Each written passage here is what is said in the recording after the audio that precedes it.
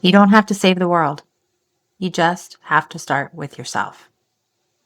I know this sounds like something that belongs on a bumper sticker or a coffee mug, but more and more often, I find the most simple wisdom, the sayings you find on bumper stickers and coffee mugs, the sayings we all seem to agree with, those words are the ones we need to hear most. I spend a lot of time thinking about how to be a good human. Like, it's the background conversation always going on in my head. What that looks like, what it requires, and whether I'm actually doing it or just performing it. The longer I sit with it, the more I think most of us aren't actually doing it, like at all. And really, we're not starting with ourselves. We're out here starting with everyone else, trying to change the world. And that's where this episode begins.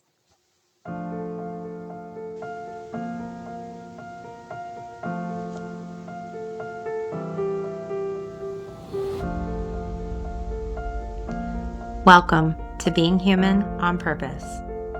I'm Sara Olin, and I'm so glad you're here.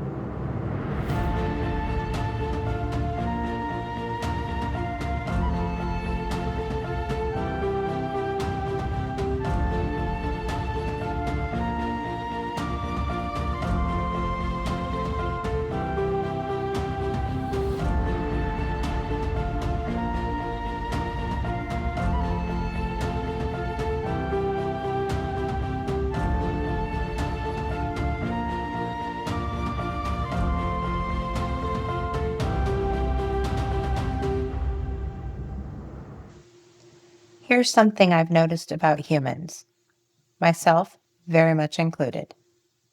We are really, really good at paying attention to other people's lives, what they're doing, what they should be doing, what they're doing wrong, what they could be doing better. We have opinions, we have observations. Sometimes we even have whole conversations about it. And look, I'm not judging that. I've done it. I do it. But I've started to wonder how much of that is genuine care and how much of it is just easier than looking at our own stuff.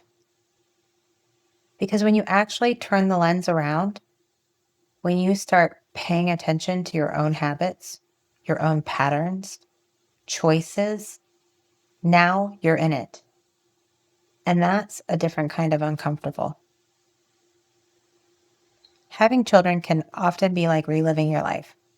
Both of my sons are in their early 20s. So, of course, I find myself thinking about my own 20s.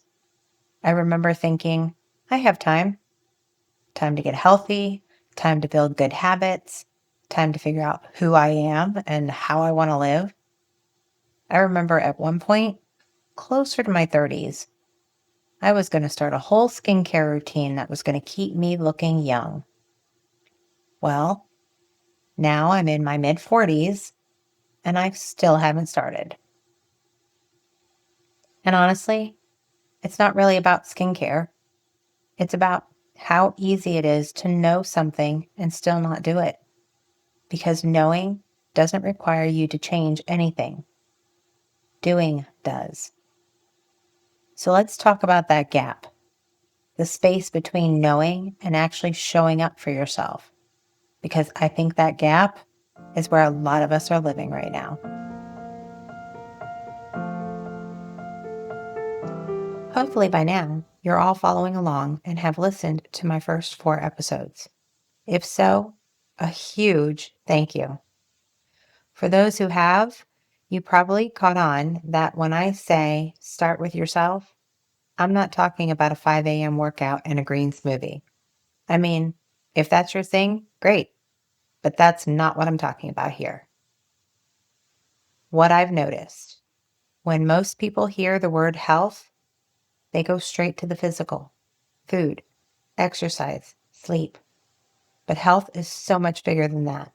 And more importantly, for a lot of people, the physical stuff isn't even close to where it starts.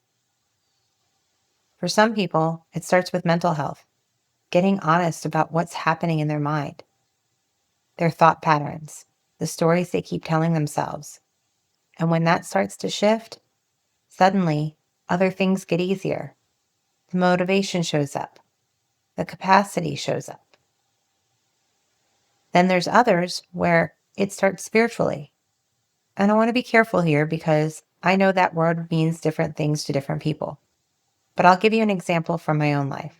My mom. Her entry point into taking care of herself is her relationship with God.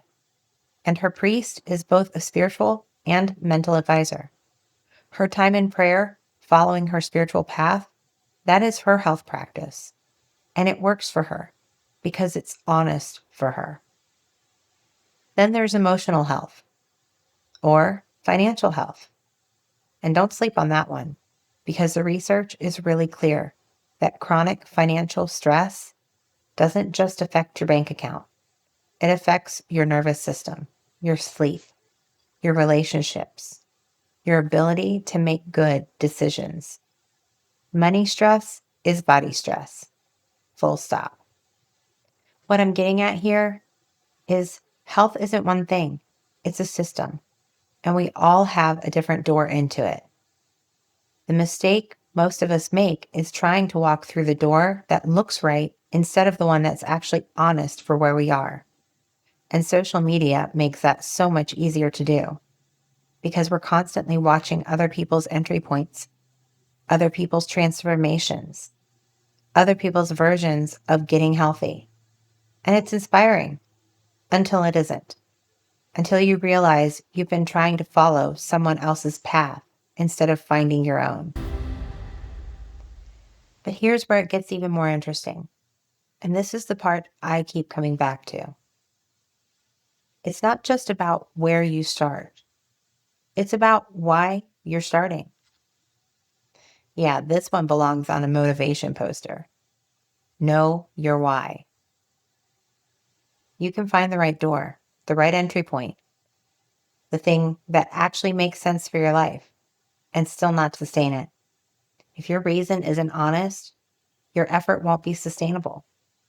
And I think this is why so many people feel like they're failing at this stuff, when really, they just had the wrong reason. In the movie Harry Potter and the Prisoner of Azkaban, when Harry is learning to cast a Patronus, and if you don't know what that is, I will try really hard not to judge you right now. Professor Lupin tells him he needs a happy memory. As Harry continues to struggle, he shares his memory with Professor Lupin, who tells him that it isn't nearly a strong enough memory. Know your why. Think about it this way. Working out because you hate your body versus moving your body because you want to feel better, move better. Same action, completely different fuel. And one of those is going to run out a lot faster than the other. Eating differently because you should versus making choices that actually support how you want to feel. Again, same action on the outside, totally different relationship to it on the inside. Or, and this one hits close to home for a lot of people, managing your finances from a place of fear versus building stability because you want peace. Fear can motivate you for a while, but it's exhausting. And eventually, your whole system just resists. The honest why doesn't have to be profound. It doesn't have to be some big, meaningful declaration. It just has to be yours. It has to actually be true when you say it out loud. Try it. Because here's what I found. And maybe you felt this too. When your reason doesn't really align with your path, it feels like quicksand. You can move. You're not stuck forever. But everything takes more effort than it should. Every step feels heavier than it needs to be. But when it does align, it doesn't mean it's easy, but it feels lighter because it's honest. Something that I think is underneath a lot of this, and it's a little uncomfortable, which is probably why we don't talk about it much. A lot of us stay focused on other people's lives, what they're doing, how they're living, what they should be doing differently is because it keeps us from having to be fully present in our own. And I don't say that to be harsh. I say it because I've done it and I still do it sometimes. Think about social media, and I'll include myself here. I can spend way too much time scrolling through other people's highlight reels, their opinions, their drama, their lives. And it feels like connection sometimes, especially when I'm sending my friends a million reels. It feels like being informed, being entertained, being in it. But a lot of the time, it's just a very comfortable way to not be in my own head. Reality TV is the same thing, which, by the way, is projected to be a $50 billion plus industry by 2030. There's a reason why we get so invested in other people's relationships, other people's conflicts, other people's choices. It's fascinating, it's consuming, and it requires absolutely nothing of us. Watching someone else figure out their life is a lot less confronting than figuring out your own. The tricky part is that avoiding yourself doesn't always look like avoidance. Sometimes it looks like being really busy. Sometimes it looks like being really helpful to everyone around you. Sometimes it looks like being very, very informed about everything happening in the world. All legitimate things. But also, sometimes, ways of not being home in your own life.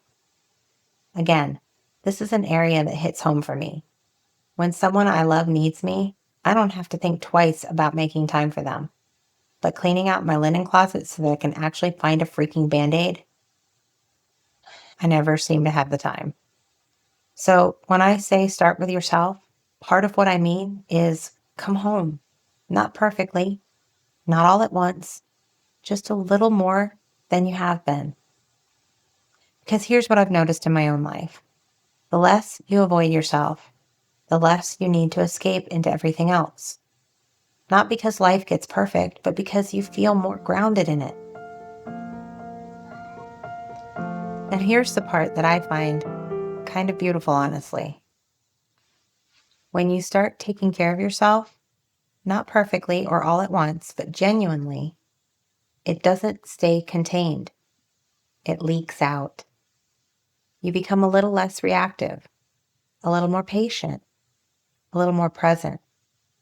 And the people around you feel that, even if nobody names it. Your kids feel it. The stranger in line at the grocery store feels it. The people you work with feel it.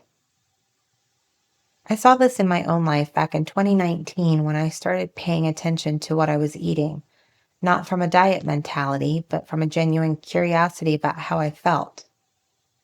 And what happened was interesting. It wasn't just that I felt better physically. I started caring about other things differently. The environmental piece started to click in a way it hadn't before. The connection between how I treated myself and how I moved through the world became really visible to me. When I made healthier choices for my body, I found I was making healthier choices for the environment. And I think that's actually the point. We talk a lot about wanting to make a difference in our communities, in the world, and those things matter.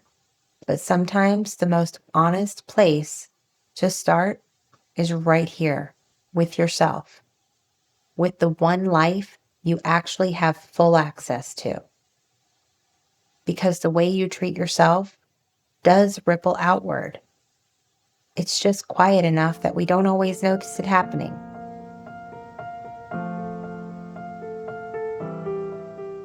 I think a lot of us believe that becoming a good human means doing more, showing up more, giving more, fixing more. But maybe it starts somewhere a lot quieter than that. Maybe it starts with not abandoning yourself, with paying attention to your own life, being honest about where you actually are, what you actually need, and maybe most importantly, why you want things to be different. Because when that part is true, the rest gets a lot easier to build. You don't have to fix everything. You don't have to overhaul your life overnight. Maybe it's just one small, honest choice, one thing that helps you feel a little more like yourself, and letting that be enough for now. Because when you start there, when it's real, when it's yours, it doesn't feel like quicksand anymore. It feels like solid ground. And from there, everything else is a little easier to build. Thanks for spending some time with me today. If something in this episode landed for you, share it, because that's actually the whole point. Taking care of yourself, paying attention, passing something real along. When we all just start with ourselves, then we change the world. Give me a like, click that subscribe button, share it with someone else who needs it, and let the ripple do its thing. Until next week, be a little more human, a little more on purpose. All my love.